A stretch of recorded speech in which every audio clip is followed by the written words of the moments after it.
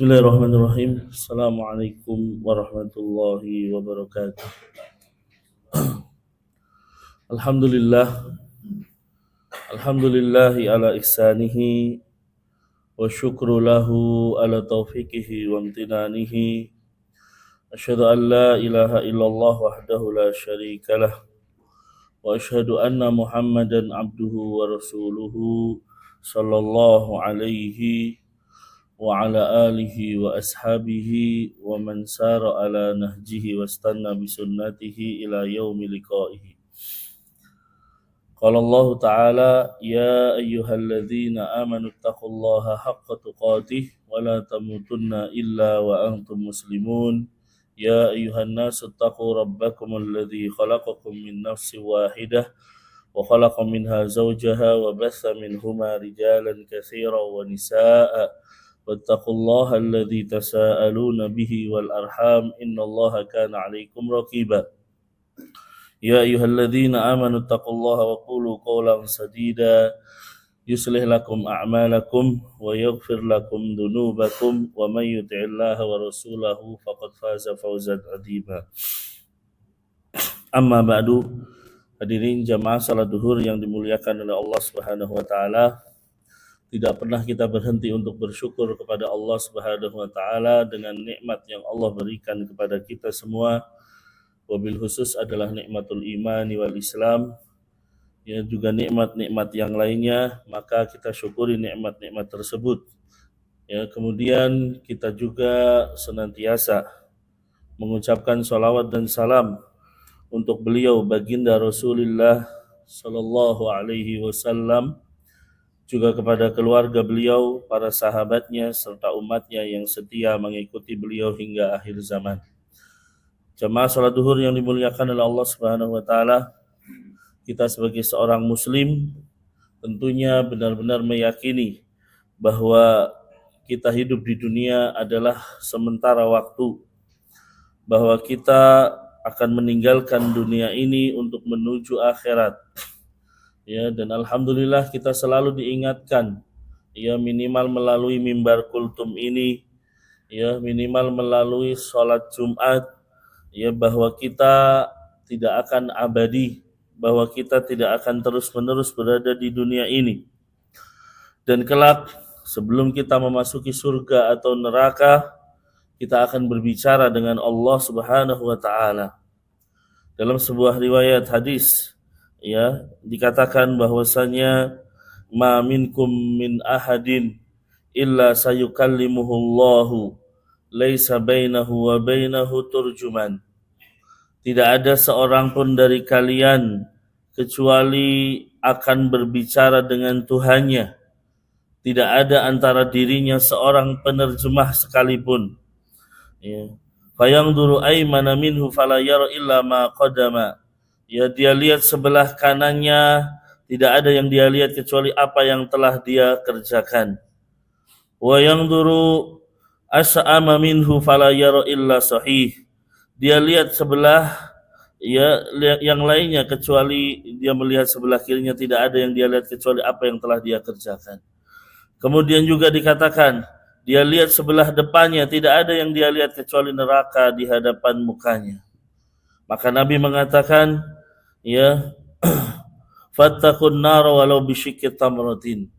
Maka hendaknya kita berlindung dari api neraka, ya, meskipun dengan bersedekah setengah butir kurma. Maka hadirin yang dimuliakan oleh Allah Subhanahu wa taala, kita harus meyakini bahwa kita akan ditanya, ikhwas sekalian, bahwa kita akan berada di hadapan Allah Subhanahu wa taala, akan menghadapi beberapa pertanyaan. Dan di antara yang akan ditanya oleh Allah Subhanahu wa taala adalah tentang nikmat yang kita rasakan di dunia ini. Karena Allah berfirman di dalam surat At-Takatsur ayat 8, "Tsumma latus'alunna yauma idzin 'anin na'im." Kemudian kalian pasti akan ditanya pada hari itu, yaitu hari kiamat, tentang kenikmatan yang kalian rasakan. Hadirin yang dimuliakan oleh Allah Subhanahu wa taala. Ya, di dalam tafsirnya dikatakan bahwa nikmat yang kita peroleh di dunia, apakah kita benar telah mensyukurinya, telah mensalurkannya untuk hak Allah, ataukah kita, ya, tidak syukur atau kufur nikmat dengan berbuat maksiat. Karena kita tahu bahwa mensyukuri nikmat itu dilakukan dengan meyakini kenikmatan itu dari Allah, dengan kita mengucapkan alhamdulillah, dengan kita menggunakannya untuk ketaatan kepada Allah Subhanahu wa taala. Ya, kalau kufur nikmat dan tidak bersyukur, artinya kita menjadikan nikmat-nikmat yang Allah berikan kepada kita untuk bermaksiat, untuk melawan perintah-perintah Allah, ya, untuk melanggar perintah-perintah Allah. Maka hadirin yang dimuliakan oleh Allah Subhanahu wa taala, sungguh celaka ketika kita memanfaatkan nikmat tersebut untuk kemaksiatan. Allah Subhanahu wa taala berfirman dalam surat Al-Ahqaf ayat 20, "Wa yawma yu'radul ladzina kafaru 'alan nari adhabtum thayyibatikum fi hayatikumud dunya wastamta'tum biha falyawma tujzauna 'adzabal hun." Kata Allah, dan ingatlah ketika orang-orang kafir dihadapkan ke neraka. Mereka dikatakan, kalian telah menghabiskan nikmat yang baik dalam kehidupan dunia saja, dan kalian telah bersenang-senang dengannya. Artinya tidak digunakan untuk ketaatan kepada Allah, maka pada hari ini kalian dibalas dengan azab yang menghinakan. Hadirin yang dimuliakan oleh Allah Subhanahu wa taala. Ketika Allah mengatakan la in syakartum la azidannakum. Kalau kalian bersyukur, Allah akan tambah nikmatnya. Ketika kita menggunakan nikmat-nikmat itu untuk ketaatan kepada Allah, maka Allah akan berikan surga. Maka Allah akan berikan balasan yang setimpal kelak di akhirat. Jamaah salat zuhur yang dimuliakan oleh Allah Subhanahu wa taala. Dan di antara nikmat yang akan ditanyakan pertama kali dari seorang hamba adalah nikmat sehat kita.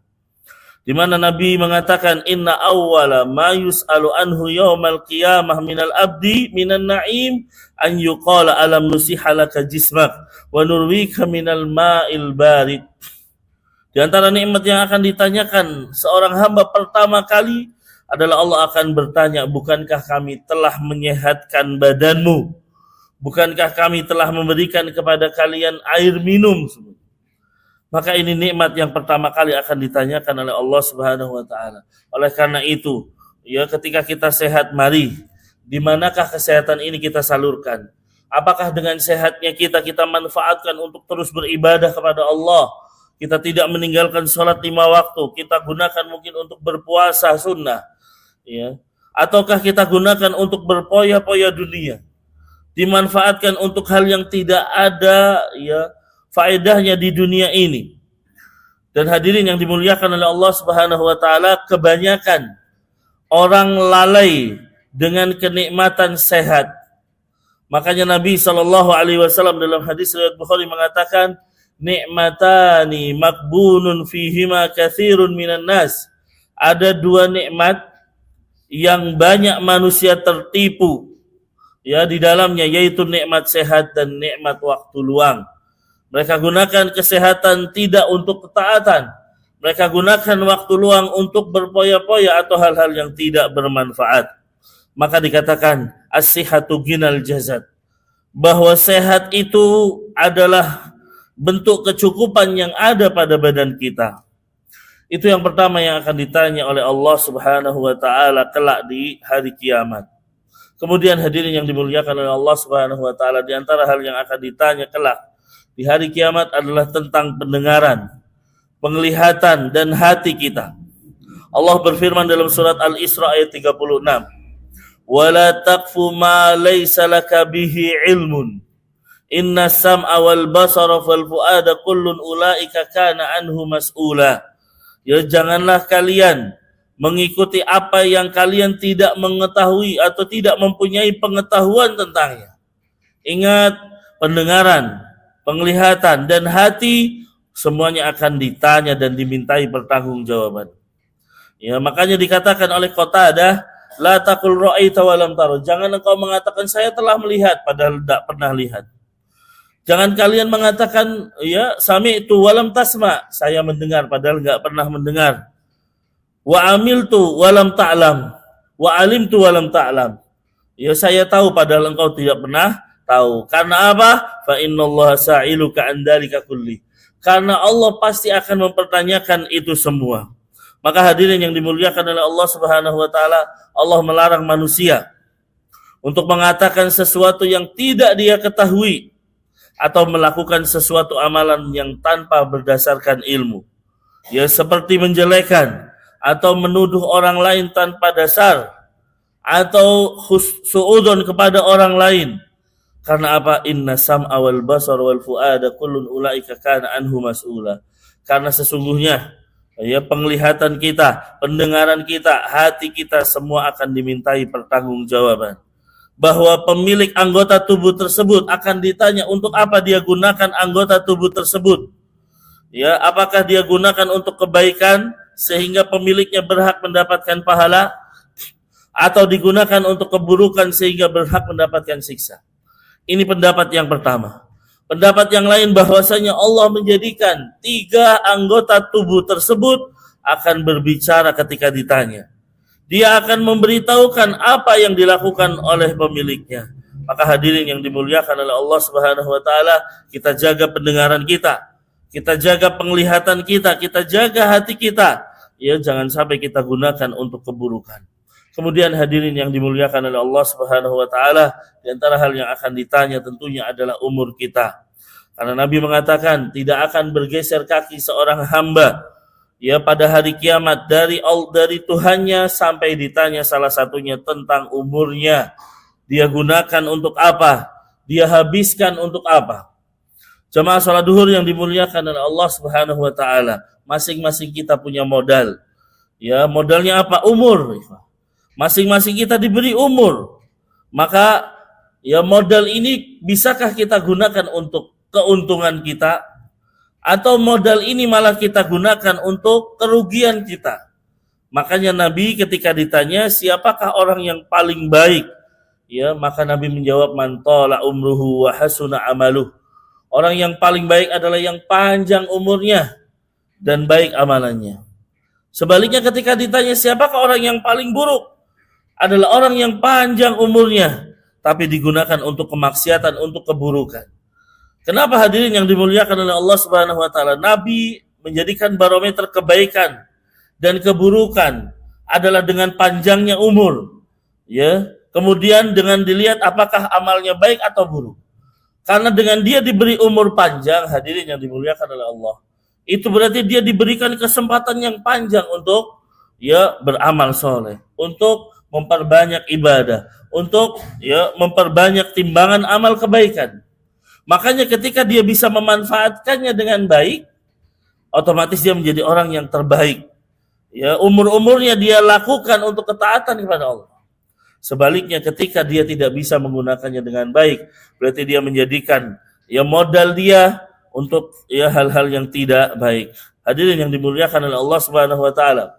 Dan kita tahu semakin tua umur kita, maka 2 hal akan mengiringi. Kata Nabi, yakbaru ibnu Adam wa yakbar ma'ahu itsnain. Semakin dewasa, semakin tua anak Adam akan diiringi dengan 2 hal, yaitu cinta dengan harta dan cinta berumur panjang. Maka hadirin yang dimuliakan oleh Allah Subhanahu wa taala, mari ya ketika Allah sampai saat ini, sampai detik ini masih memberikan kepada kita nyawa, masih memberikan nafas, berarti Allah masih memberikan kebaikan untuk kita, masih memberikan ya kesempatan kita untuk beribadah kepadanya, ya kesempatan untuk taat kepada Allah Subhanahu wa taala. Maka manfaatkanlah. Padahal kita tahu Nabi mengatakan bahwa a'maru ummati, umur umatku antara 60 sampai 70 tahun. Sedikit sekali yang melebihi itu. Mari kita manfaatkan umur tersebut untuk ketaatan kepada Allah Subhanahu wa taala. Kemudian di antara yang akan ditanya adalah tentang masa muda kita. Digunakan untuk apakah masa muda kita? Meskipun itu bagian dari umur, tapi masa muda adalah hal-hal yang penting, ya, yang urgent, yang kalau kita gunakan untuk ketaatan kepada Allah ini akan berlangsung sampai tua. Artinya banyak Allah akan menjaga dia di masa tua kalau dia menjaganya di masa mudanya. Makanya hadirin yang dimuliakan oleh Allah, di antara yang akan mendapatkan naungan Allah adalah seseorang anak muda yang tumbuh di atas ketaatan kepada Allah Subhanahu wa taala. Makanya di dalam Al-Qur'an banyak sekali disebutkan ya anak-anak muda yang mereka mendapatkan kenikmatan, di antaranya Ashabul Kahfi. Ya, mereka adalah anak-anak muda ya, yang mereka mendapatkan kenikmatan dari Allah karena apa? Karena menggunakan masa mudanya untuk ketaatan di dunia, ketaatan kepada Allah di dunia ini.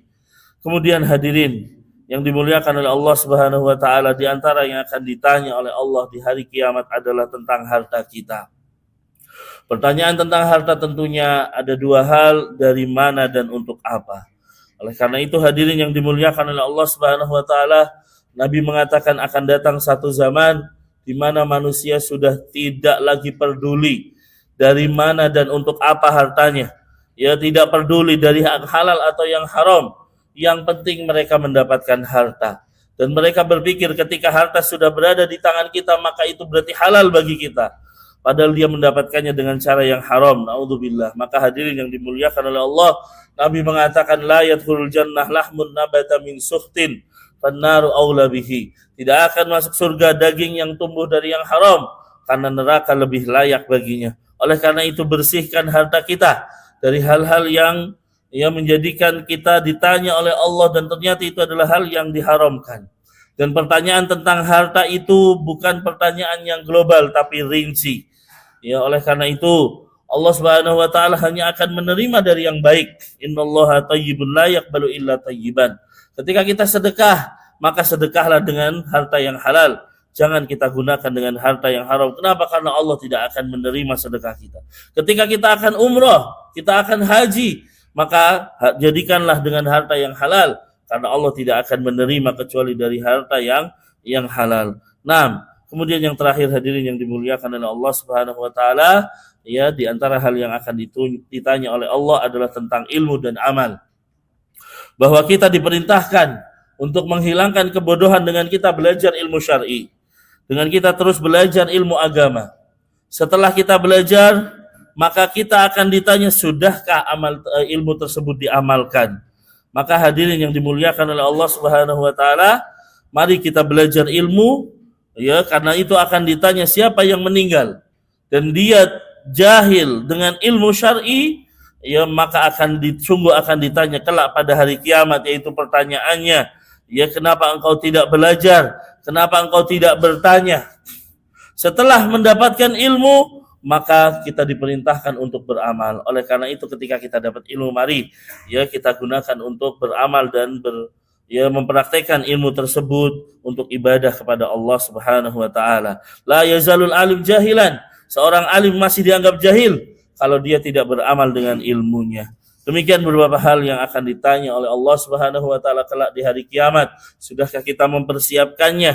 Ya, jadikan kita mempersiapkan dari sekarang sehingga kita ketika berdiri di hadapan Allah Subhanahu wa taala bersiap untuk menjawab segala pertanyaannya. Wallahu a'lam bishawab. Allahumma 'allimna ma yanfa'una wanfa'na bima 'allamtana wa zidna ilman ya rabbal alamin. Ini yang bisa saya sampaikan. Subhanakallahumma wa bihamdika asyhadu an la ilaha illa anta astaghfiruka wa atubu ilaik. Assalamu alaikum warahmatullahi wabarakatuh.